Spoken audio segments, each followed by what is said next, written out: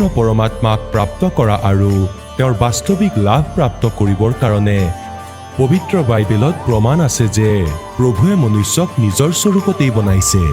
6 দিনত সৃষ্টি ৰচনা কৰি 7ম দিনত বিশ্ৰাম কৰে। কোৰাণ শ্বৰীফত প্ৰমাণ আছে হজৰত মহম্মদক আল্লাহে স্বয়ং কৈছে যে মই তোমালোকক সেই পৰমাত্মাৰ মহিমা ক'বৰ কাৰণে পঠাইছোঁ। সেইজন পৰমাত্মা কবিৰ হয়, যিজনে 6 দিনত সৃষ্টি ৰচনা কৰিলে আৰু 7ম দিনত সিংহাসনত গৈ বিৰাজমান হ'ল।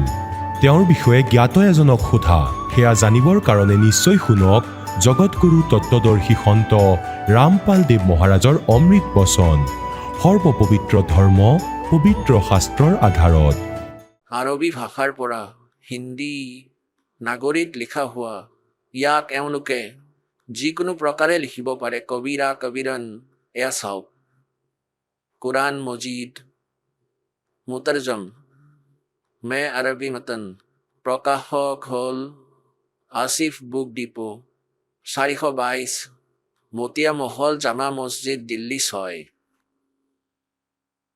এয়া চাব।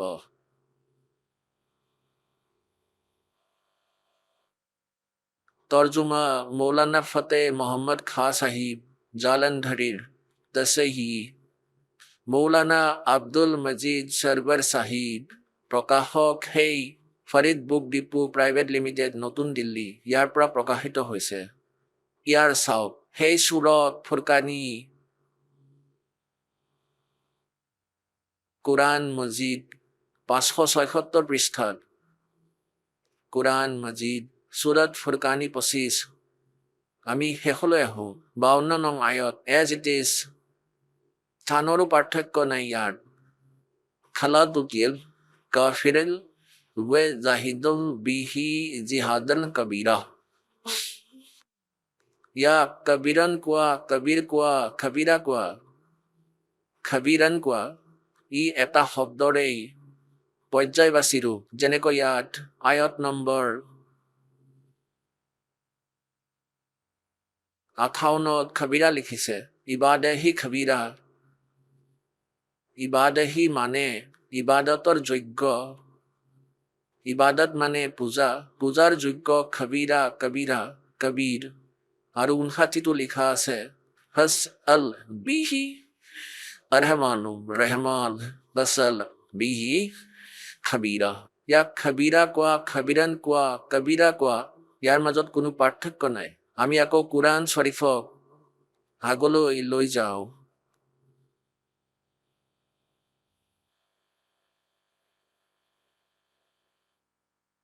এয়া চাওক, পবিত্ৰ কুৰাণ শ্বৰীফ। ৰূপান্তৰকাৰ হয় নন্দ কুমাৰ অৱস্থি। আৰু এয়া সেয়াই কুৰাণ শ্বৰীফ। এয়া সেই ইলামী কিতাপ, এয়া সেইখনে কিতাপ য'ত সন্দেহৰ কোনো আশংকা নাই। আৰু এই আটাইবোৰ এয়াই। আমি আকৌ ইয়ালৈ আহোঁ। পৃষ্ঠা নম্বৰ 604, আয়ত নম্বৰ 52। এয়া চাব। এয়া সুৰত ফুৰকানী 25। ফলা তুতিয়াল কাফিৰন ৱে জাহিদুম বিহি জিহাদন কবিৰন। এয়া 52 নম্বৰ আয়ত। এয়া কবিৰন কোৱা, কবিৰা কোৱা বা কবিৰ কোৱা। এতিয়া এওঁলোকে ইয়াক অনুবাদো কৰিছে। এয়া 51 সমাপ্ত হ'ল, 52 তেওঁলোকে অনুবাদো কৰিছে হিন্দীতে। তেন্তে এই পেগম্বৰ অৰ্থাৎ কুৰাণ শ্বৰীফৰ জ্ঞান দিওঁতা আল্লাহ, যিজনক সম্পূৰ্ণ মুছলমান ধৰ্মই নিজৰ ভগৱান মানে, তেওঁ নিজৰ পয়গম্বৰ হজৰত মহম্মদ দেৱক আদেশ দি আছে যে হে পয়গম্বৰ, তুমি কাফিৰসকলৰ কথা নামানিবা। আৰু এই কুৰাণৰ দলিলৰ পৰা মই তোমাক যি আদেশ দি আছো, এওঁলোকৰ মোকাবিলা বৰ জোৰেৰে কৰা।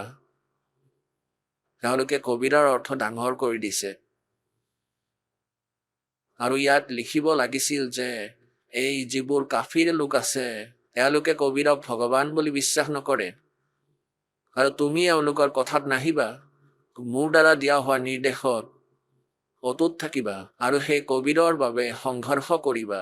তেওঁ ভগৱান আৰু কাফিৰে তেওঁক ভগৱান বুলি নামানে, ইয়াৰ চিধা অৰ্থ। তেন্তে এই পয়গম্বৰ, তুমি কাফিৰসকলৰ কথা নামানিবা। আৰু এই কোৰাণৰ দলিলেৰে মই তোমাক বাৰ্তা দি আছো। ইয়াৰ দ্বাৰা তেওঁৰ অৰ্থাৎ সেই পৰমাত্মা কবীৰদেৱৰ বাবে সেইসকলৰ লগত সংঘৰ্ষ কৰিবা, মোকাবিলা কৰিবা, দৃঢ়তাৰে সংঘৰ্ষ কৰিবা। এতিয়া আয়াত নম্বৰ আমি 53 চাওঁ, 52 আমি পঢ়িলো আৰু এয়া কলো যে কবিৰ সেই পৰমাত্মা আৰু তেওঁৱেই যিজনে দুটা নদীক একত্ৰিত কৰিছিল, যিজনে গোটেই সৃষ্টি ৰচিলে, তেওঁলোকৰ কোৱাৰ অৰ্থ হ'ল চলাইছিলে। এটাৰ পানী মিঠা, পিয়াহ পলুৱা, আৰু এটাৰ বৰ তিতা, আৰু দুয়োটাৰে মাজত আৰু মজবুত আলি বনাই দিছিলে। অৰ্থাৎ তলত পৃথিৱীত মিঠা আৰু তিতা পানী আছে, দুয়োটাই বেলেগ বেলেগকৈ আছে। আৰু তেওঁৱেই হয় যিজনে পানীৰ টোপালেৰে মানুহ উৎপন্ন কৰিছে। পাছত তেওঁক চাহিবে নসব, অৰ্থাৎ কাৰোবাৰ পুত্ৰ অথবা পুত্ৰী, আৰু শহুৰেকৰ ঘৰৰ অৰ্থাৎ কাৰোবাক জোৱাই বোৱাৰী বনালে। আৰু তোমাৰ পৰৱৰ্তীগাৰ অৰ্থাৎ কোৰাণ শ্বৰীফৰ জ্ঞানদাতাই কোনো অন্য পৰৱৰ্তীগাৰৰ ফালে সংকেত কৰি আছে, হজৰত মুহাম্মদক কৈ আছে। আৰু তোমাৰ পৰৱৰ্তীগাৰ সকলো বস্তু কৰাত শক্তিমান। আৰু কাফিৰে আল্লাহৰ বাহিৰে এনেসকলক পূজে যিয়ে না তেওঁক লাভ দিব পাৰে আৰু না তেওঁলোকক লোকচান। এওঁলোকে কৰ্ম কম বা বেছি কৰিব নোৱাৰে, দেৱতাসকলক পূজে। আৰু কাফিৰেতো নিজৰ পৰৱৰ্তীগাৰক পিঠি দি থৈছে, মুখ ঘূৰাই ৰাখিছে। এতিয়া 56 ইয়াতে সমাপ্ত হৈ যায়। এই পয়গম্বৰ, মই তোমাক সুখবৰ শুনাবলৈ আৰু মাথো শাস্তিৰ পৰা ভয় কৰিবলৈ পঠাইছো। এতিয়া 57, এই লোকসকলক কোৱা যে মই তোমালোকৰ পৰা এই আল্লাহৰ আদেশত একো মজদুৰি বিচৰা নাই। হয়, যিয়ে বিচৰা নিজৰ পৰৱৰ্তীগাৰলৈ গৈ পোৱাৰ ৰাস্তা বাছি লোৱা। এতিয়া 58,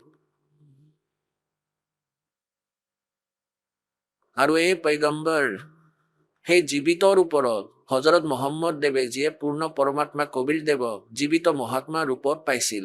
গতিকে ইয়াত কোৱা হৈছে যে তুমি তেওঁক পাইছিলা জীৱিত মহাত্মা ৰূপত। সেই জীৱিতৰ প্ৰতি ইয়াৰ অৰ্থ চেতন্য কৰিছে, সেই জীৱিতৰ ওপৰত বিশ্বাস ৰাখা, যিজন কেতিয়াও মৰিবলগীয়া নহয়, অৰ্থাৎ অমৰ। আৰু তেওঁৰ সুনাম আৰু সুনামৰ লগত তেওঁৰ পবিত্ৰ জ্ঞান দি থকা, অৰ্থাৎ কোৰাণ শ্বৰীফৰ জ্ঞান দিওঁতা আল্লাহ, যি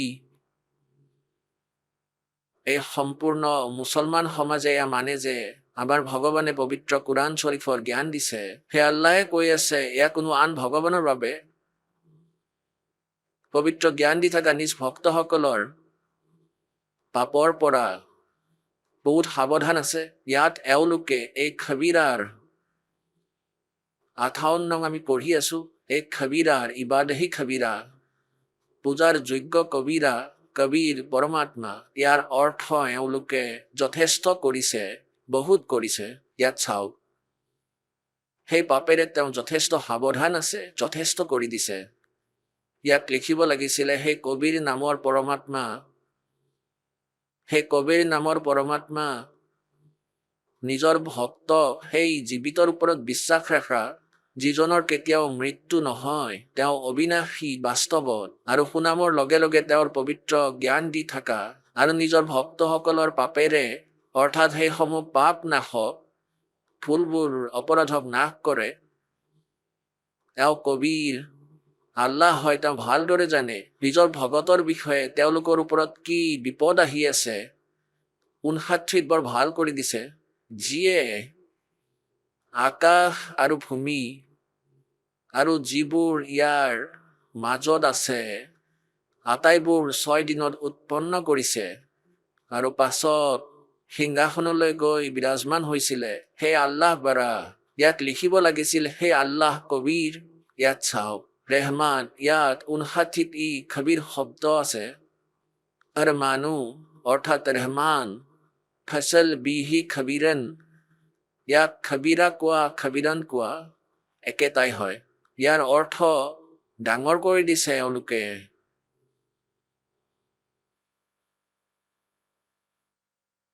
59 নম্বৰ আয়তত সূৰত ফুৰকানী 25ত যিয়ে আকাশ আৰু ভূমি আৰু যিবোৰ ইয়াৰ মাজত আছে সকলো 6 দিনত উৎপন্ন কৰিছে আৰু পিছত সিংহাসনত গৈ বিৰাজমান হৈছে।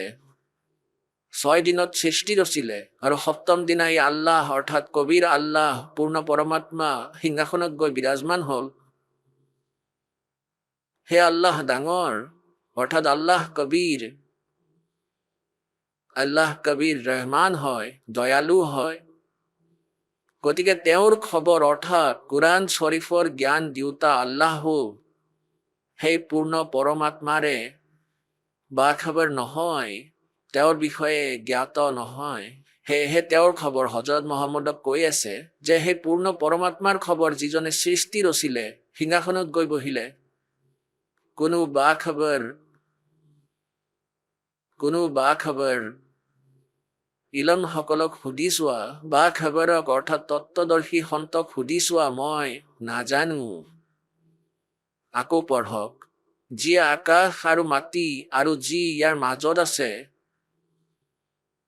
গোটেই 6 দিনত উৎপন্ন কৰিছে, পিছত সিংহাসনত গৈ বিৰাজমান হৈছে। হে আল্লাহ ডাঙৰ, হে আল্লাহ কবিৰ, ৰেহমান হয়। গতিকে তেওঁৰ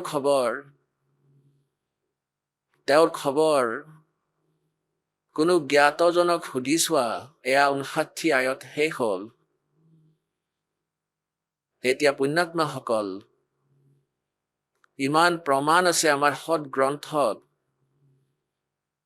এতিয়া ইয়াৰে সিদ্ধ হৈ গ'ল যে দুয়োখন পবিত্ৰ সৎগ্ৰন্থই মিলি জুলি এয়া সিদ্ধ কৰি দিছে যে পৰমাত্মা মনুষ্য সদৃশ শৰীৰযুক্ত, মনুষ্যৰ দৰে সাকাৰ আৰু তেওঁৰ নাম কবিৰ হয়। এয়া পবিত্ৰ বেদেও প্ৰমাণিত কৰে যে তেওঁ পৰমাত্মা কবিৰ দেৱ হয়। আমি তেওঁক কবিৰ দেৱ বুলি লিখো। বেদত কবিৰ দেৱ কবিৰ লিখা আছে, কবিৰ। আমি তেওঁক কবিৰ দেৱ ক'ব ধৰিছো, কবিৰ চাহেব ক'ব ধৰিছো। এতিয়া পৰমাত্মা কবিৰ দেৱে কি কৈছে?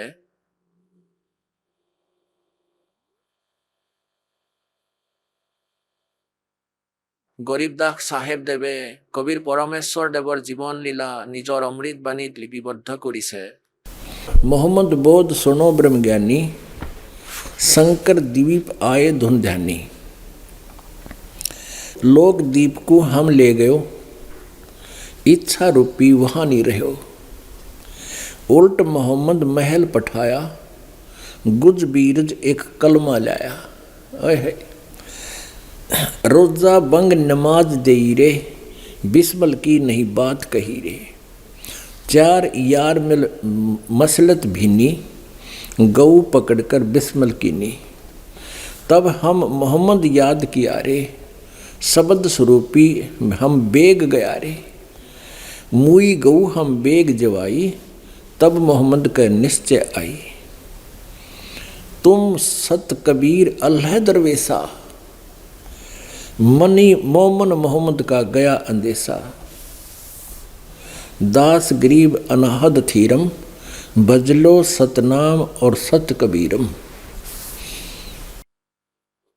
এতিয়া ইয়াত গৰীবদাস চাহেব দেৱে স্পষ্ট কৰিছে যে কবিৰ পৰমেশ্বৰে হজৰত মহম্মদ দেৱক লগ পাইছিলে আৰু তেওঁক নিজৰ সৎলোকলৈ লৈ গৈছিলে। লোকদ্বীপ, ইয়াত এক ব্ৰহ্মাণ্ডৰ মাজত এখন ৰাজদূত ভৱন আছে। যেনেকৈ প্ৰত্যেক দেশৰ থাকে, ইয়াত এই ব্ৰহ্মাণ্ডত পৰমাত্মাৰ এটা বেলেগ ঠিকনা আছে। ইয়াত না ব্ৰহ্মাই জানে, না বিষ্ণুৱে জানে, না শিৱই জানে। আৰু কালো তালৈ গৈ নাপায়। গতিকে তাতে পৰমাত্মাই কৈছে যে মই মহম্মদক তালৈ লৈ গৈছিলো। ইচ্ছাৰূপীভাৱে তাত নাথাকিলে, কাৰণ হজৰত মহম্মদ দেৱৰ ইয়াত লাখ লাখ অনুগামী হৈছিল, কিন্তু তাতে তেওঁ নিজ ইচ্ছাৰেই নাথাকিল। যেতিয়ালৈকে তাতে থকাৰ ইচ্ছা নহ'ব তেতিয়ালৈকে পৰমাত্মাই ৰাখিব নোৱাৰে। कहते উল্ট মোহাম্মদ মেহেল পঠায়, ওলোটাই শৰীৰৰ ভিতৰলৈ তেওঁক পঠিয়াই দিছিলে, তেওঁৰ আত্মাক লৈ গৈছিল। আৰু কোৱা হয় उल्ट मोहम्मद महल पठाया, गुज बीरज एक कलमा लाया। रोजा बंग नमाज दे रे, बिस्मिल की नहीं बात कही रे। হজৰত মহম্মদ দেৱে আপোনালোকক গৰু অথবা আন কোনো পশু ভোজন কৰিবলৈ কোৱা নাই। তেওঁ কেৱল ৰোজা ৰাখিবলৈ আৰু বংগ আৰু নামাজ, মছজিদৰ ওপৰত উঠি আজান দিবলৈ আৰু কেৱল নামাজ পঢ়িবলৈহে কৈছিলে, কোনো গৰুক মাৰিবলৈ নাই কোৱা। কি আছিল? এবাৰ কি হ'ল যে হজৰত মহম্মদ দেৱে যেতিয়া পৰমাত্মাক লগ কৰি উভতি তেওঁক লৈ গৈছিল এই পৰমাত্মা কবিৰ দেৱে, গতিকে কিছু সময় মালিকৰ লগত থাকিলে কিছু সিদ্ধি আহি যায়। সেই পৰমাত্মা ইমান সিদ্ধি সম্পন্ন, যেনেকৈ চুম্বকৰ লগত কিছু সময় লোহা ৰাখিলে অস্থায়ী চুম্বক হৈ যায়, এনেকুৱা সিদ্ধি হজৰত মহম্মদ দেৱৰ আহি গ'ল। হজৰত মহম্মদ দেৱ এদিনাখন বহি আছিলে আৰু তেখেতে কাৰোবাৰ ছাগলী মাৰিলে নিজ সিদ্ধিৰে, আৰু ছাগলীটো মৰি গৈছিল। এতিয়া সেই ব্যক্তিজনে কান্দিব ধৰিলে যে স্বামীজী, মোৰ এই গৰীবৰ মাথো এটাই ছাগলী আছিল আৰু ই মৰি গ'ল, মোৰ কি হ'ব? তেতিয়া তেওঁ সিদ্ধিৰে, আৰু বহুতো লোক তাতে আছিলে চৰাই থকা, ভেড়া ছাগলী তেওঁলোকে বেছিকৈ পালে। তেতিয়া হজৰত মহম্মদ দেৱে তাক জীৱিত হ'বলৈ আদেশ দিলে, সি জীৱিত হৈ গ'ল। তেতিয়া সেই ব্যক্তিজনৰ আনন্দৰ সীমা নোহোৱা হ'ল, আৰু যিমান মুছলমান তেওঁৰ অনুগামী তাতে থিয় হৈ আছিল 10-20 জন, তেওঁলোকৰো আশ্চৰ্যৰ সীমা নাথাকিল। সকলো ঠাইত নগৰে নগৰে ঢোল পিটিলে যে আমাৰ হজৰত মহম্মদ দেৱ নবী হয় আৰু তেখেতে ছাগলী মাৰি জীৱিত কৰি দিছে। এতিয়া এই কথাৰ আন লোকসকলে বিৰোধিতা কৰিলে যে মিছা কৈছে, এয়া হ'বই নোৱাৰে। যদি এনেকুৱা কৰিব পাৰে তেনেহ'লে আমি তেওঁক মানি ল'ম। তেতিয়া এই কথাৰ বিৰোধিতা হোৱা দেখি চাৰিজন ব্যক্তিয়ে মিলি হজৰত মহম্মদ দেৱক প্ৰাৰ্থনা কৰিলে। হজৰত মহম্মদ দেৱক ক'ব ধৰিলে যে মানুহে এনেকৈ কৈ আছে যে আপোনাৰ পীৰে একো কৰিব নোৱাৰে। হে পয়গম্বৰ, তুমি মিছা কৈছা, তুমি ছাগলীক মাৰি জীৱিত কৰা নাই, আমাক মিছা কৈ আছে। তেতিয়া হজৰত মহম্মদ দেৱে ক'লে যে ঠিক আছে, তেওঁলোকক মাতি দিয়া, মই এজনী গাইক মাৰি জীৱিত কৰিম। সেই লোকসকলেও কিছু কঠিন কৰি দিলে যে তুমি এই গাইক জীৱিত কৰি দিয়া, আমি মানি ল'ম। তেতিয়া সেই দিন নিশ্চিত হ'ল, সেই গাইজনী তাতে থিয় কৰোৱা হ'ল আৰু বহুত দৰ্শক একত্ৰিত হ'ল। হজৰত মহম্মদ দেৱে নিজ বচনেৰে গাইজনীক মাৰি দিলে, কিন্তু গাইজনী জীৱিত নহ'ল, কাৰণ সেই সিদ্ধি শেষ হৈ গ'ল। তেতিয়া পৰমাত্মাক মনত পেলালে। কোৱা হয় तब हम मोहम्मद याद किया रे, शब्द स्वरूपी हम बेग गया रे। मुई गऊ हम तत्काल जिवाई, तब मोहम्मद का निश्चय आई। तुम कबीर अल्लाह दरवेशा, और मोमन मोहम्मद का गया अंदेशा। আৰু ভ্ৰম আঁতৰিল, ক'লে যে আপুনিতো সঁচাকৈ পৰমাত্মা হয়।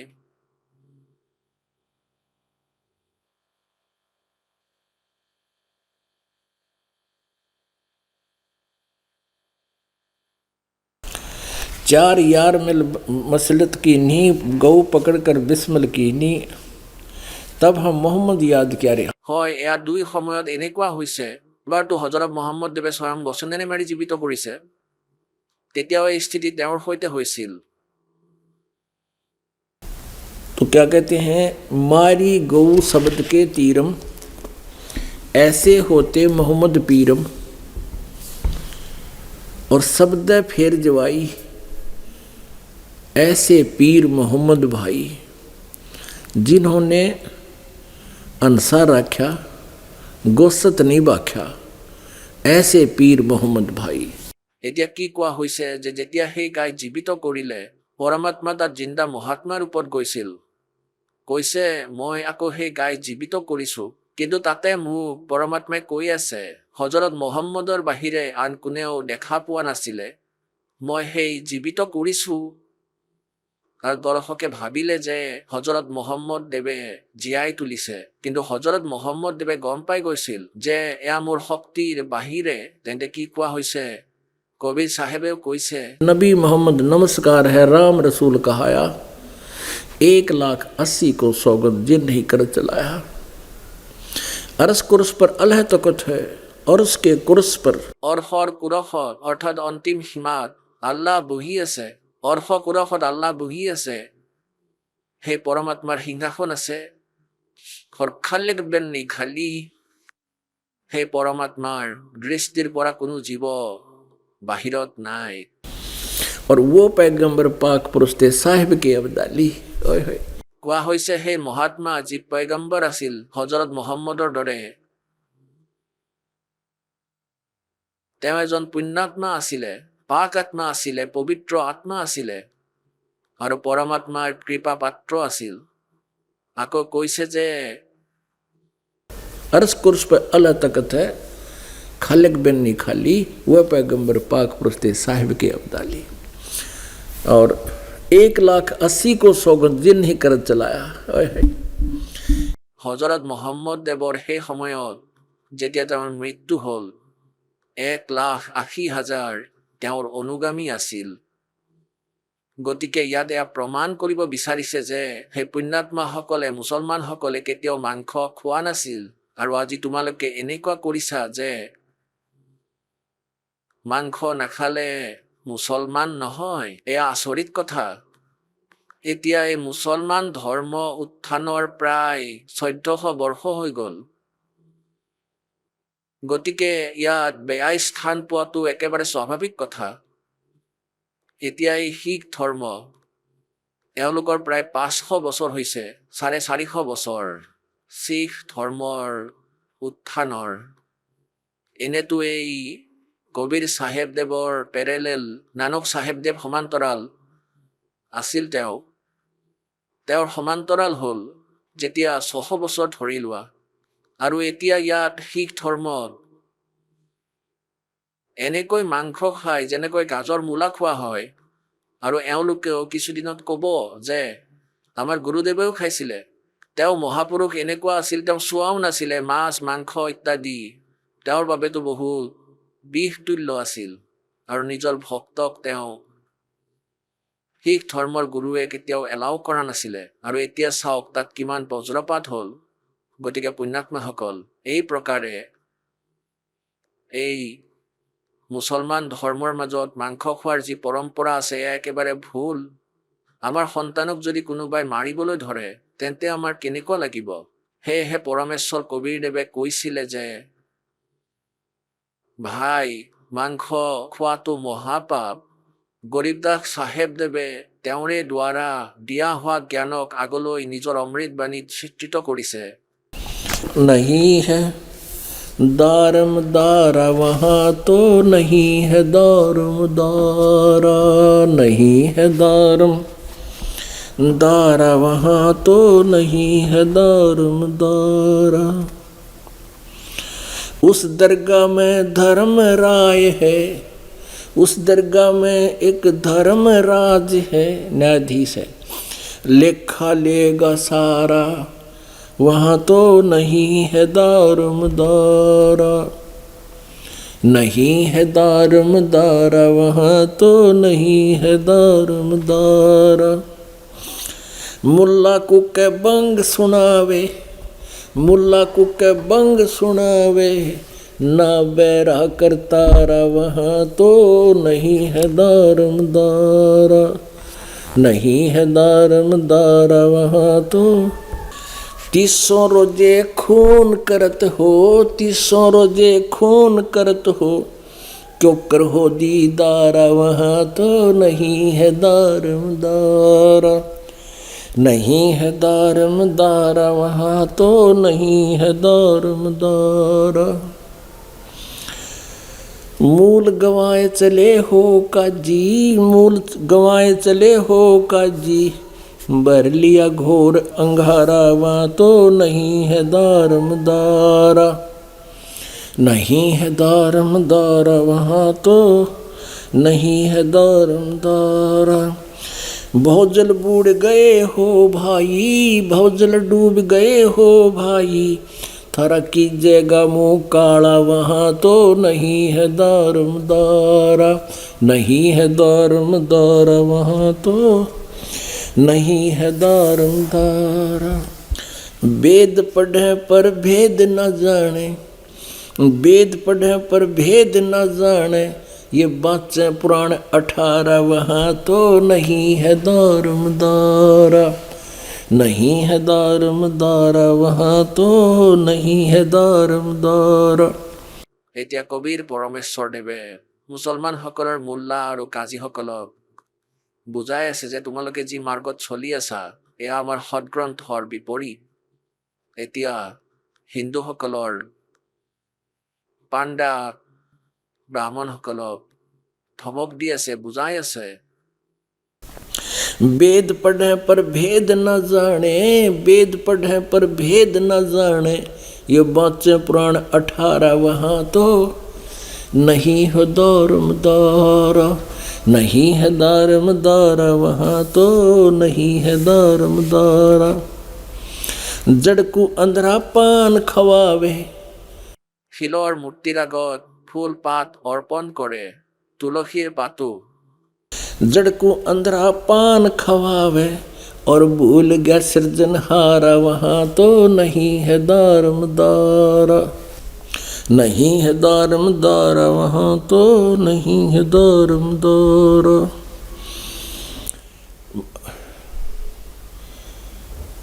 उजड़ खेड़े बहुत बसाए, उजड़ खेड़े बहुत बसाए, वहाँ बकरा झोटा मारा वहाँ तो नहीं है दारमदारा, नहीं है दारमदारा वहाँ तो नहीं है दारमदारा।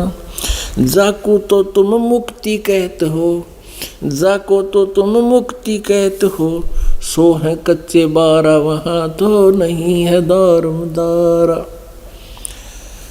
मांस मछलियाँ खाते पांडे, मांस मछलियाँ खाते पांडे, किस विधर है अचारा वहाँ तो नहीं है दारमदारा, नहीं है दारमदारा वहाँ तो नहीं है दारमदारा।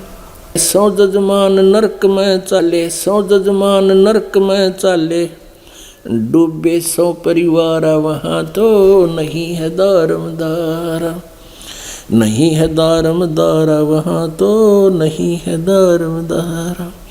छाती तोड़े हने जम क्यों करे, छाती तोड़े हने जम क्यों करे, वहाँ लग गए जम का लारा वहाँ तो नहीं है दारमदारा, नहीं है दारमदारा वहाँ तो नहीं है दारमदारा।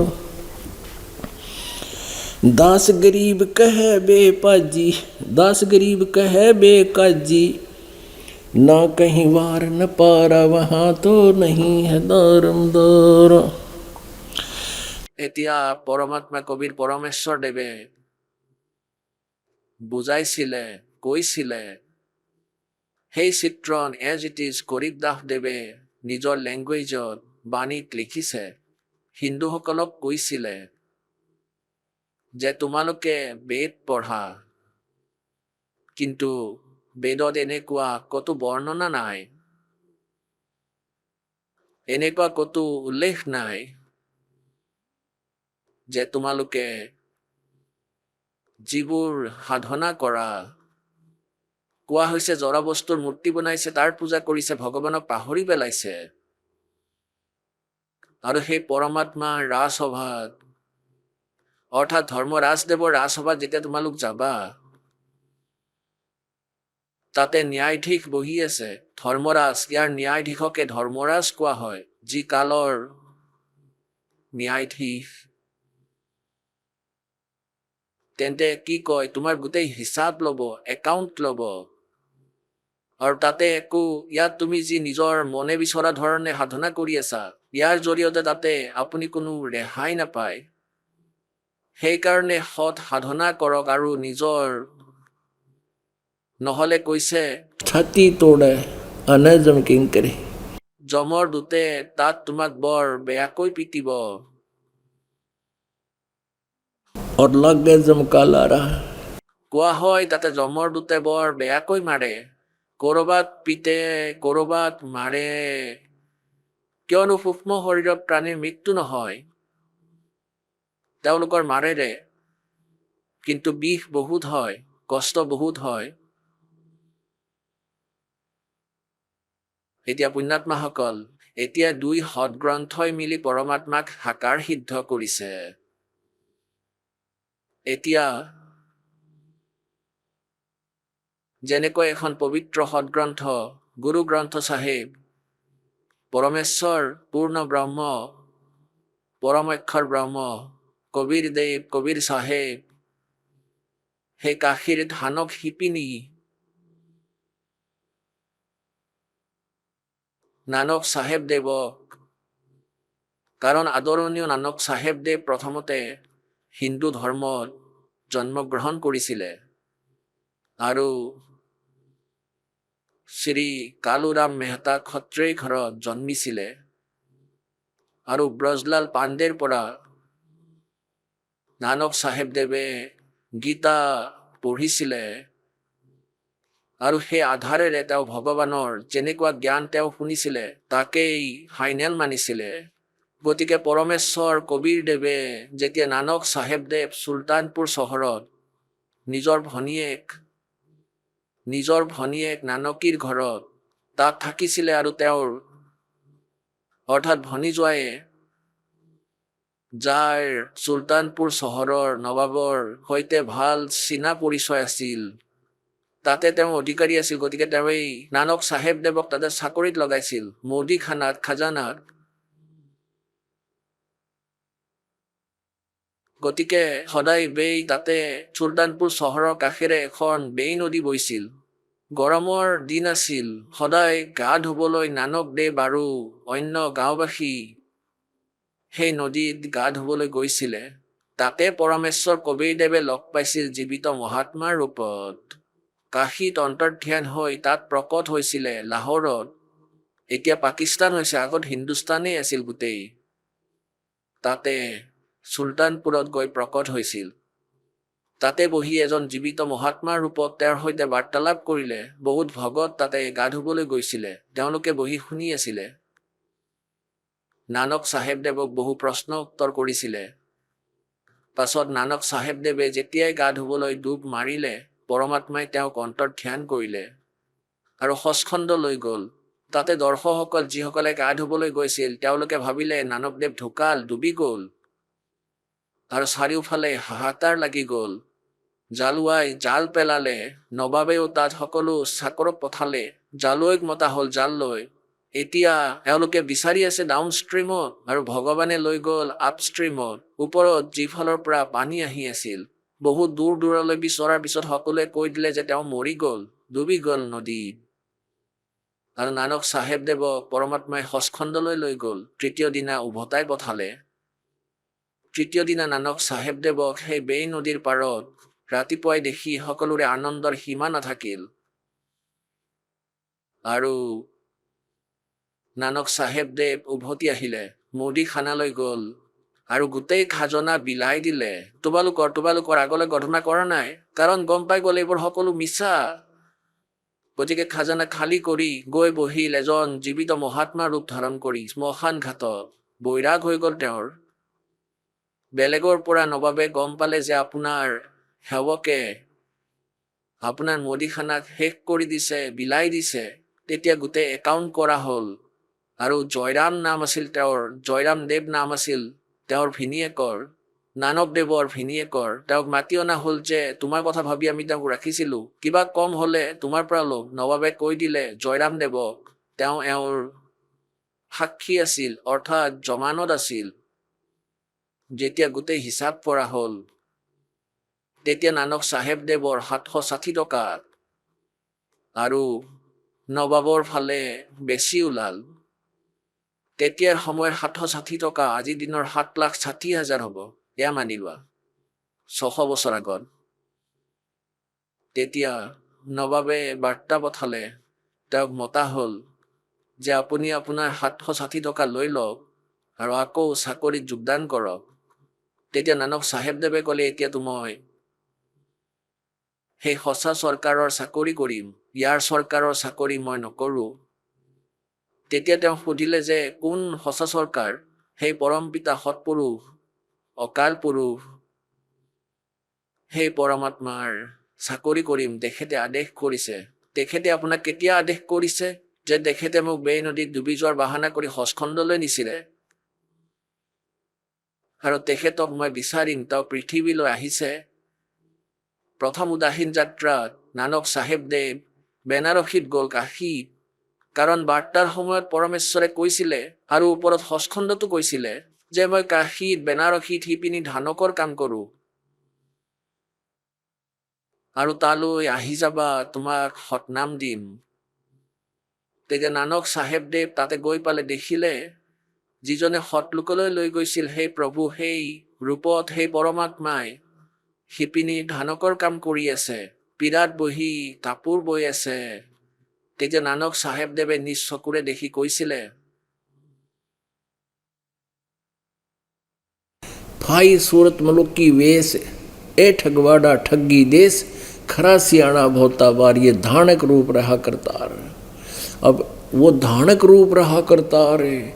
তেতিয়া তাতে সকলোৱে কৈ আছে, আত্মাৰে কান্দি আছে, মাতি আছে যে আহা লোকসকল, চোৱা এয়া শিপিনীৰ ওপৰত বহি আছে, এওঁ ভগৱান, এওঁ সৎপুৰুষ, সচখণ্ডলৈ মোক লৈ গৈছিল। এতিয়া পৰমাত্মাই জানিছিলে যে এই সৰল ব্যক্তিজনৰ কথা কোনেও নামানে। अब क्या बताते हैं, जो देखेगा मेरे धाम को सो जानत है मुझ, कह कबीर तो से कहूँ सुन गायत्री गुज। যে যিয়ে মোৰ সৎলোক, ওপৰৰ লোক, সম্পূৰ্ণ সংসাৰৰ সঞ্চালক ৰূপত মোক দেখিব, তেওঁ মোক ভগৱান মানিব আৰু আনেতো ঠাট্টা কৰিব। তেন্তে এই যি বাণী, নানক চাহেবদেৱৰ বাণী, एक स्वान दुई स्वानी नाल बलकई बुकाए सदा बियाल। भाई सूरत मुल्क की वेश ए ठगवाड़ा ठगी देश खरा सियाणा भोता वारिय धानक रूप रहा करता। এই 24 নম্বৰ পৃষ্ঠাত শ্ৰী গুৰু গ্ৰন্থ চাহিবৰ অংকিত আছে যে ধানক ৰূপ ৰেহা কৰ্তাৰ। গতিকে পুণ্যাত্মাসকল, এই তিনি পবিত্ৰ ধৰ্মৰ পবিত্ৰ সৎগ্ৰন্থই এয়া সিদ্ধ কৰি দিছে যে কবীৰ ইজ গড,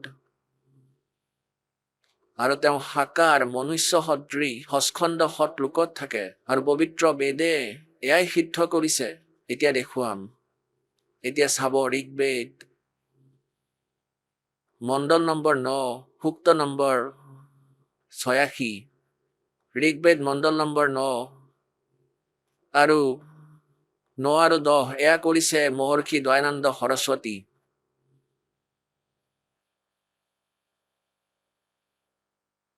প্ৰকাশক হ'ল সৰ্বদেশিক আৰ্য প্ৰতিনিধি সভা।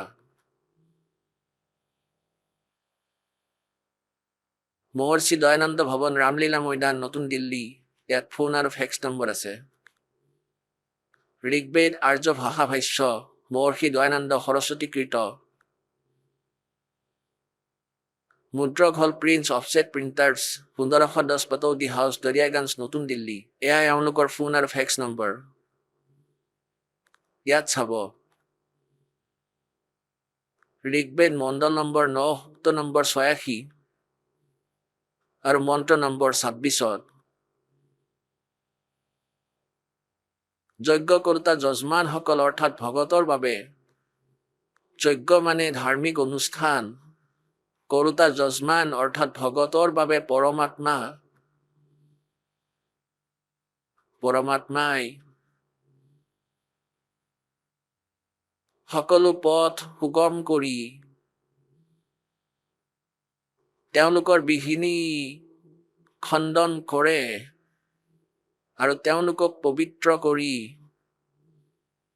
আৰু নিজৰ ৰূপ সৰল কৰি কাৰণ পৰমাত্মাৰ সৎলোকত ইমান উজ্জ্বলতা আছে এটা নোমৰ গুৰিৰ শোভা কোটি চন্দ্ৰ মিলাই দিয়া কোটি সূৰ্য মিলাই দিয়া যাক আমি স্থূল দৃষ্টিৰে চাব নোৱাৰো সেয়েহে পৰমাত্মাই নিজ ৰূপ স্পষ্ট লিখা আছে অনুবাদ কৰ্তাও লিখিছে সৰল কৰি অৰ্থাৎ পাতল তেজপুঞ্জৰ শৰীৰ বনাই সেই কান্তিময় পৰমাত্মা ইয়াত কবি লিখিছে এয়া কবীৰদেৱ লিখিব লাগিছিলে সেই কবীৰদেৱ বিদ্যুতৰ সমান ক্ৰিয়া কৰি বৰণীয় পুৰুষক প্ৰাপ্ত হয় শ্ৰেষ্ঠ আত্মাক লগ কৰে ভাল আত্মাসকলক সাক্ষাৎ কৰে আগলৈ চাওক ২৭ত বৰ ভাল কৰিছে যিজন পৰমাত্মা তেজপুঞ্জ পৰমাত্মা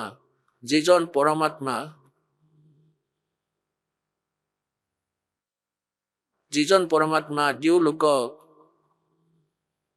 তৃতীয় পৃষ্ঠত বিৰাজমান হৈ আছে যিজন তাতে বহি আছে তেওঁ পবিত্ৰ বাইবেল আৰু পবিত্ৰ কোৰাণ শৰীফে কৈছে যে তেওঁ ৬ দিনত সৃষ্টি ৰচি সিংহাসনত গৈ বিৰাজমান হৈছিল তাতে বিৰাজমান হৈ আছে প্ৰকাশ ৰূপত ঠিক আছে এতিয়া আমি আহো ঋগ্বেদ মণ্ডল নম্বৰ ৯ সূক্ত নম্বৰ ৮২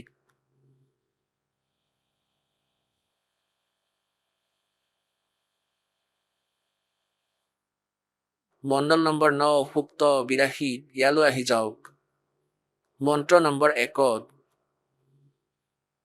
যি সৰ্বোৎপাদক প্ৰভু অৰ্থাৎ সকলোৰে সৃষ্টিকৰ্তা ৰচনা কৰোতা পৰমাত্মা প্ৰকাশ ৰূপ ইয়াত প্ৰকাশ ৰূপ লিখা আছে য'ত লিখিব লাগিছিল তেজময় শৰীৰযুক্ত প্ৰকাশ ৰূপ সৎগুণৰ বৃষ্টি কৰোতা পাপৰ হৰণ কৰোতা তেওঁ ৰাজেৱ ৰজাৰ সমান চাওক ইয়াৰ অনুবাদ ৰজাৰ এয়া ২৬৯ পৃষ্ঠাত আৰু ২৭০ত অনুবাদ কৰিছে ইয়াৰ ৰজাৰ সমান এয়া ২৭০ত ৰজাৰ সমান দৰ্শনীয় চোৱাৰ যোগ্য সাকাৰ আৰু তেওঁ পৃথিৱী আদি লোকান্তৰৰ চাৰিওফালে শব্দায়মান হৈ আছে সেই বৰণীয় পুৰুষক যি দৃঢ় ভক্ত তেওঁক পবিত্ৰ কৰি প্ৰাপ্ত হয় আহি তেওঁক সাক্ষাৎ কৰে যি প্ৰকাৰে বিদ্যুৎ স্নেহ স্থানক আধাৰ বনাই প্ৰাপ্ত কৰে যেনেকৈ বজ্ৰপাত হয় নিজৰ সৰি পৰা স্থানত যেনেকৈ বজ্ৰপাত কাহৰ কোনো কাহিত বাৰিষাৰ দিনত আমাৰ মা আইতা বৃদ্ধসকলে কৈছিলে যে এইবোৰ উঠাই লৈ আনা নহ'লে বজ্ৰপাত হ'ব অৰ্থাৎ সেই ধাতু তাৰ এট্ৰেকশ্যন হয় গতিকে এনেকুৱাই পৰমাত্মাই সেইসকলক প্ৰাপ্ত হয় যাক প্ৰাপ্ত হ'লে আগলৈ তেওঁৰ জ্ঞান প্ৰচাৰ কৰিব পাৰে এতিয়া চাওক ২ নম্বৰত হে পৰমাত্মান উপদেশ কৰাৰ ইচ্ছাৰে আপুনি মহাপুৰুষক প্ৰাপ্ত হয় আৰু আপুনি অত্যন্ত গতিশীল পদাৰ্থৰ সমান আমাৰ আধ্যাত্মিক যজ্ঞ প্ৰাপ্ত হয় আপুনি ইয়াত লিখিছে কবিৰ হয় আপুনি কবিৰদেৱ নাইবা কবি এওঁলোকে কবিৰ অৰ্থ কৰি দিছে কবিৰদেৱ শুদ্ধ স্বৰূপ হয় অৰ্থাৎ বহুত ভাল সাকাৰ আমাৰ পাপ দূৰ কৰি হে অমৰ পৰমাত্মা সোম আপুনি আমাক সুখ দিয়ক এতিয়া চাওক পুণ্যাত্মাসকল এয়া সিদ্ধ হৈ গ'ল যে পৰমাত্মা সাকাৰ হয় স্বশৰীৰ চোৱাৰ যোগ্য দৰ্শনীয় আৰু তেওঁ ওপৰত দিওলোকৰ অৰ্থাৎ সেই তেজময় সতলোকৰ তৃতীয় পৃষ্ঠাত বিৰাজমান অৰ্থাৎ ওপৰৰ স্তৰত আৰ্শ গুৰু য'ত বগা গুমত আছে য'ত সদগুৰু য'ত পৰমেশ্বৰ থাকে আৰু তাৰ পৰা গতি কৰি খোজকাঢ়ি আহে অতি অত্যন্ত গতিশীল পদাৰ্থৰ দৰে তাৰ পৰা গতি কৰি আহে আৰু পাছত দৰ্শনীয় অৰ্থাৎ সেই তেওঁৰ ভক্তসকলক লগ কৰে তেওঁ কবিৰ দেৱ হয় এতিয়া যেনেকৈ এই যজুৰ্বেদ এয়া চাব যজুৰ্বেদ এয়া যজুৰ্বেদ আৰু মহৰ্ষি দয়ানন্দ সৰস্বতীৰ দ্বাৰা অনুবাদিত এওঁ ইয়াৰ লেখক নহয় কেৱল বেদৰ অনুবাদকৰ্তা এয়া চাব প্ৰকাশক হ'ল সাৰ্বদেশিক আৰ্য প্ৰতিনিধি সভা ২-৫ মহৰ্ষি দয়ানন্দ ভৱন ৰামলীলা মৈদান নতুন দিল্লী যজুৰ্বেদ আৰ্য ভাষা ভাষ্য সম্পূৰ্ণ ৪০ অধ্যায় মহৰ্ষি দয়ানন্দ সৰস্বতীকৃত মুদ্ৰক হ'ল Prince offset printers ১৫১০ Pataudi house Daryaganj নতুন দিল্লী ফোন নম্বৰ ইমান এতিয়া ইয়াৰ ৩৬ নং অধ্যায়ত আপোনালোকে চাওক ইয়াৰ ৩৬ নং অধ্যায় অৰ্থাৎ ৩৬ মানে ৩৬ ৩৬ নং অধ্যায় আৰম্ভ इसमें लिखा है कि ऋचम वाचम परपदे मनो यजु परपदे এতিয়া ইয়াত যজু শব্দ লিখা আছে ইয়াৰ মাথো দুটা উপসৰ্গ লগাইছে এতিয়া অনুবাদকৰ্তা যেতিয়া বুদ্ধিমান হ'ব তেওঁ লিখিব লাগিব ইয়াক যে এয়া যজুৰ্বেদৰ বিষয়ে তথ্য যদি যজুৰ অৰ্থ আন কিবা কৰি দিয়ে যেনেকৈ তেওঁ কবিৰ অৰ্থ সৰ্বজ্ঞ কৰি দিছে মেধাৱী কৰি দিছে কিন্তু তাতে ইয়াত যেনেকৈ যজুৰ অৰ্থ বেলেগ কৰি দিলে তেন্তে যজুৰ্বেদক কেনেকৈ চিনিব যজুৰ্বেদ অধ্যায় নম্বৰ ৩৬ৰ মন্ত্ৰ ১ এয়া ইয়াত চাওক স্বামী দয়ানন্দ দেৱে ইয়াৰ অনুবাদ একেবাৰে যেনেকৈ কৰিব লাগে মানে অৰ্থ সেয়াই কৰিছে যজুৰ আৰু বাকী পাছৰ কথা যজু অৰ্থ লিখি দিছে যজুৰ্বেদ লিখিব লাগিছিলে আৰু লিখিছে যদি ইয়াত লিখি দিয়ে অনুবাদ কৰি দিয়ে যজুৰ অৰ্থ হ'ল যজ্ঞ স্তুতি যজু যজ্ঞ স্তুতি যাৰ মাজত আছে কিন্তু এয়া কিতাপত লিখিব লাগিব যে এয়া যজুৰ্বেদ হয় যদি আমি ইয়াক যজু বোলো যজুৰ কওঁ তেন্তেও যজুৰ্বেদৰে ব্যাধি হ'ব এই প্ৰকাৰে আৰু ইয়াত চাওক ৩৬ এয়া অধ্যায় নম্বৰ ৩৬ৰ এয়া সেই যিয়ে ইয়াক গায়ত্ৰী মন্ত্ৰ বনাই মূৰ্খ বনাই আছে পৃথিৱী এয়া তৃতীয় শ্লোক মন্ত্ৰ হয় यह तृतीय मंत्र ये तीसरा मंत्र है भूर्भुव सवै तत्सवितुर् वरेण्यम भर्गो देवस्य धीमहि धियो यो न प्रचोदयात् ইয়াৰ অনুবাদ কেনেকৈ কৰিছে স্বামীজীয়ে আৰু স্বাৰ্থ প্ৰকাশত ইয়াৰ নকল কৰি ৰাখিছে এওঁলোকে ইয়াত লিখা আছে চাওক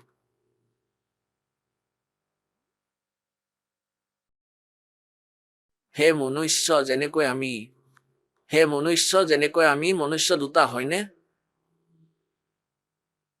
এতিয়া চাওক এতিয়া ভূৰ ভৱস্বৰ অনুবাদ কৰি আছে ভূ মানে কৰ্মকাণ্ডৰ বিদ্যা আৰু ভুৱ মানে উপাসনা খণ্ডৰ বিদ্যা আৰু স্ব মানে জ্ঞান কাণ্ডৰ বিদ্যা ইয়াক সংগ্ৰহপূৰ্বক পঢ়ি যি আমাৰ ধাৰণবতী বুদ্ধি প্ৰেৰণ কৰে সেই কামনাৰ যোগ্য সমস্ত ঐশ্বৰ্যক দিয়া পৰমেশ্বৰৰ সেই ইন্দ্ৰিয়ৰ পৰা গ্ৰহণ কৰিব নোৱাৰা যোগ্য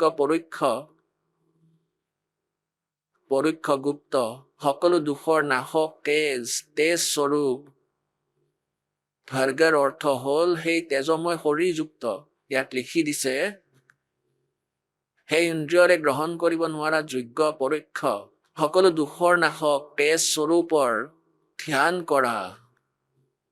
তোমালোকে এনেকুৱাই ধ্যান কৰা। এতিয়া প্ৰসংগ এয়া চলি আছে যে সেই কবিৰ দেৱ যিজন আছে এওঁলোকে কবিৰ আগলৈ অৰ্থ কৰি দিছে, সৰ্বজ্ঞ কৰি দিছে। কবি কোনো সৰ্বজ্ঞ হয় নেকি? গতিকে ইয়াৰ অৰ্থও ভুল কৰিছে কবিৰ অথবা কাব্যকাৰ লিখা, সেয়াও আমি মানি ললো হয়। কিন্তু ইয়াত পৰমাত্মাৰ মহিমা চলি আছে। তেওঁ কবিৰ দেৱ যেনেকৈ য়জু শব্দ লিখিছে, এয়া যজুৰ্বেদৰ তথ্য। যদি আমি য়জু বুলি লিখো তেতিয়াও বুদ্ধিয়ক ব্যক্তিয়ে ক'ব যে এয়া যজুৰ্বেদৰ বিষয়ে তথ্য। এতিয়া আকৌ চাওক সেই ঋগ্বেদ মণ্ডল নম্বৰ 9, এয়া মহৰ্ষি দয়ানন্দ সৰস্বতীৰ দ্বাৰা অনুবাদিত। ইয়ালৈ আহক। যেনেকৈ আমি ইয়াৰ পৰা পঢ়িম। ঋগ্বেদ মণ্ডল নম্বৰ 9 সূক্ত নম্বৰ 86 আৰু মন্ত্ৰ নম্বৰ 26। যজ্ঞ কৰোতা যজমানৰ বাবে। যজ্ঞ মানে ধাৰ্মিক অনুষ্ঠান কৰোতা আৰু যজমান মানে ভগতৰ বাবে পৰমাত্মাই সকলো পথ সুগম কৰি তেওঁলোকৰ বিপদ বিঘিনি মৰিখন কৰে, তেওঁলোকৰ সংকট দূৰ কৰে আৰু তেওঁক পবিত্ৰ কৰি নিজ ৰূপক, এতিয়া নিৰাকাৰে যেতিয়া তেন্তে ৰূপ কিয় লিখিছে এওঁৰ? নিজ ৰূপক, সত্য লুকাই নাথাকে, নিজ ৰূপক সৰল কৰি সেই কান্তিময় পৰমাত্মা ইয়াত লিখিব লাগিছিল। সেই কবিৰ দেৱ, তেওঁ কবিৰ দেৱ, আমি তেওঁক কবিৰ দেৱ লিখি দিওঁ। আমি তেওঁক কবিৰ চাহেব, আমি ৱটোক ব বুলি কওঁ, যেনেকৈ ৱেদক বেদ বুলি কওঁ। তেন্তে কবিৰ দেৱ, সেই কবিৰ দেৱ বিদ্যুতৰ সমান ক্ৰিয়া কৰি বৰণীয় পুৰুষক অৰ্থাৎ ভাল আত্মাক প্ৰাপ্ত হয়। 27 স্পষ্ট কৰিছে যে যিজন পৰমাত্মা, ঋগ্বেদ মণ্ডল নম্বৰ 9 সূক্ত নম্বৰ 86 মন্ত্ৰ নম্বৰ 27 আমি পঢ়ি আছো, যে যিজন পৰমাত্মা দিও লোকৰ তৃতীয় পৃষ্ঠত বিৰাজমান হৈ আছে। এতিয়া চাব, ইয়াত চাওক ঋগ্বেদ মণ্ডল নম্বৰ 9 সূক্ত নম্বৰ 82 মন্ত্ৰ নম্বৰ 1। ইয়াত স্পষ্ট লিখা আছে যে সৰ্ব উৎপাদক প্ৰভু প্ৰকাশ স্বৰূপ সদ্গুণৰ বৰ্ষা কৰোতা পাপৰ হৰণ কৰোতা তেওঁ ৰজাৰ সমান। তেওঁ ৰজাৰ সমান দৰ্শনীয় হয়, সমান দৰ্শনীয়। আৰু তেওঁ পৃথিৱী আদি লোক লোকান্তৰৰ চাৰিওফালে শব্দায়মান হৈ আছে। সেই বৰণীয় পুৰুষৰ যিজন দৃঢ় ভক্ত, তেওঁক পবিত্ৰ কৰি প্ৰাপ্ত হয়। যি প্ৰকাৰে বিদ্যুৎ স্নেহ থকা স্থানক আধাৰ বনাই প্ৰাপ্ত হয়। আগলৈ চাওক 2। উদ্দেশ্য কি হয়? হে পৰমাত্মন, উপদেশ কৰাৰ ইচ্ছাৰে আপুনি মহাপুৰুষক প্ৰাপ্ত হয় আৰু আপুনি অত্যন্ত গতিশীল পদাৰ্থৰ দৰে আমাৰ আধ্যাত্মিক যজ্ঞক প্ৰাপ্ত হয়, অৰ্থাৎ যেনেকৈ বহুত তীব্ৰ গতিৰে আহে। আপুনি কবিৰ দেৱ ইয়াত লিখিব লাগে। যজুৰ অৰ্থ যদি কোনোবাই কৰি দিয়ে তেন্তে কেনেকৈ চিনি পাব যে যজুৰ্বেদৰ বিষয়ে তথ্য আছে? ইয়াত লিখিব লাগিছিলে আপুনি কবিৰ দেৱ, আমি তেওঁক কবিৰ চাহেব ক'ব ধৰিলো। কবিৰ চাহেব, চাহব কোৱা, দেৱ কোৱা, পৰমেশ্বৰ কোৱা। আপুনি আমাক সুখ দিয়ক, প্ৰেম ভাৱক উৎপন্ন কৰি পবিত্ৰতা উৎপন্ন কৰে। এতিয়া ইয়াৰ ঋগ্বেদ মণ্ডল নম্বৰ 9 সূক্ত নম্বৰ 20 মন্ত্ৰ নম্বৰ 1।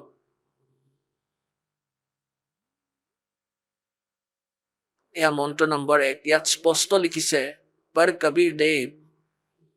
মূল সংস্কৃতত কবিৰ দেৱ লিখা আছে, ওপৰত লাগি আছে কবিৰ দেৱ, কবিৰ চাহেব।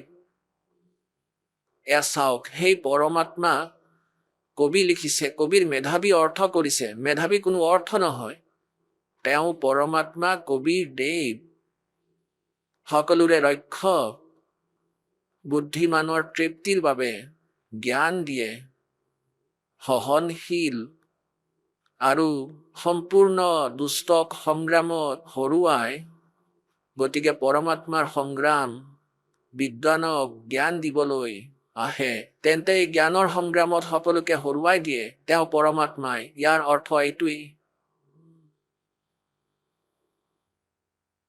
আৰু পৰমাত্মাই স্বয়ং কয়, 16 शंख पर हमरा तकिया हम गगन मंडल के जिंदा हुक्म हिसाबी यहाँ चल आए काटन काल का फंदा गोता मारूं स्वर्ग में जा बैठूं पाताले कह कबीर ढूंढता फिरूं अपने हीरे मोती लाले। बोलो सतगुरुदेव।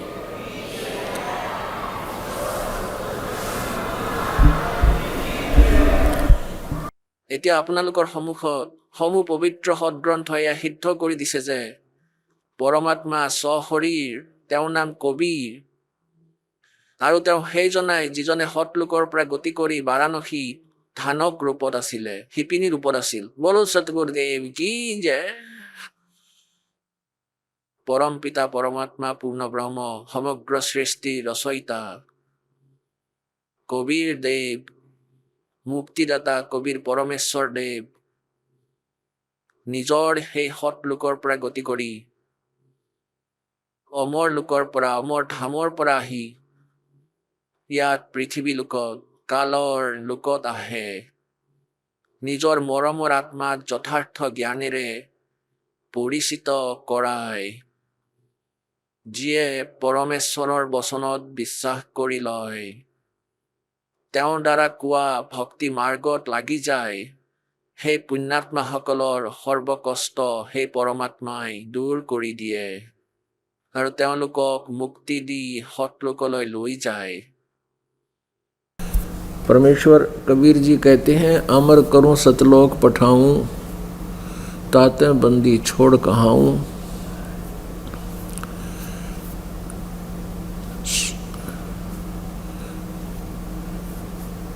16 शंख पर हमरा तकिया गगन मंडल के जिंदा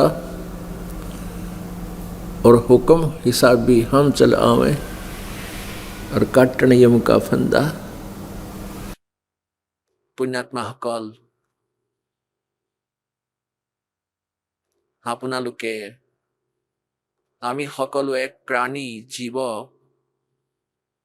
আৰু জীৱৰ বুদ্ধি এই কালে ইমান সীমিত কৰি দিছে যে আমি আমাৰ সন্তান সম্পত্তিৰ অতিৰিক্তে একো দেখাই নাপাওঁ। আৰু আমি প্ৰতিদিনে এয়াও দেখোঁ যে ডাঙৰ ডাঙৰ মানুহে, ডাঙৰ ডাঙৰ পদৰ মন্ত্ৰী প্ৰধানমন্ত্ৰীয়ে এক পলকত কোনো না কোনো কাৰণত মৃত্যুক প্ৰাপ্ত কৰি সকলো ইয়াতে এৰি গুচি যায়। ইয়াৰ সত্ত্বেও আমাৰ কেতিয়াও চিন্তা নহয়, ভয় নহয় যে আমাৰ সতেও এনেকুৱাই হ'ব। ইয়াৰ কাৰণ কি?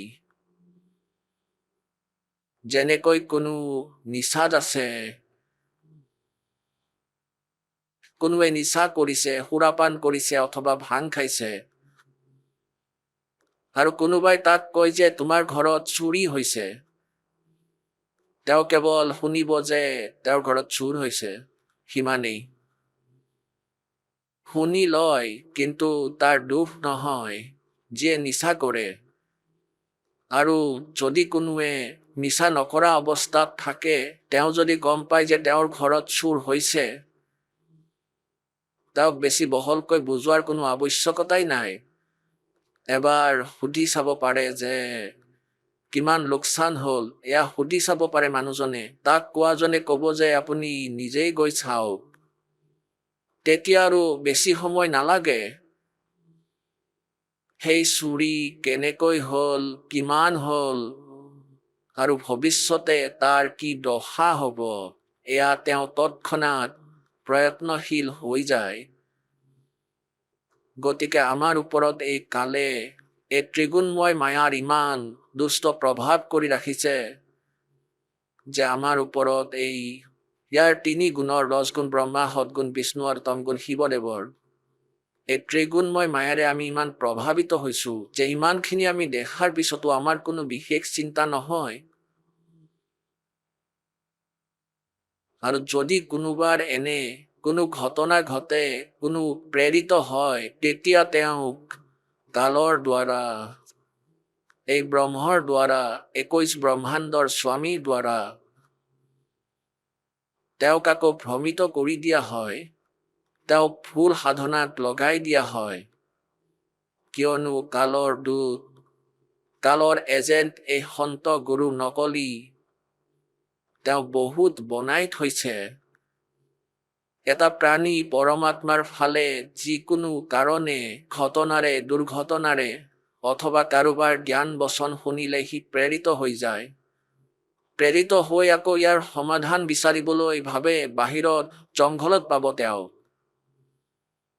তেওঁ পাহাৰত, গুফাত, জংঘলত সেই পাথৰ বিচাৰি থাকে সেই সন্তই।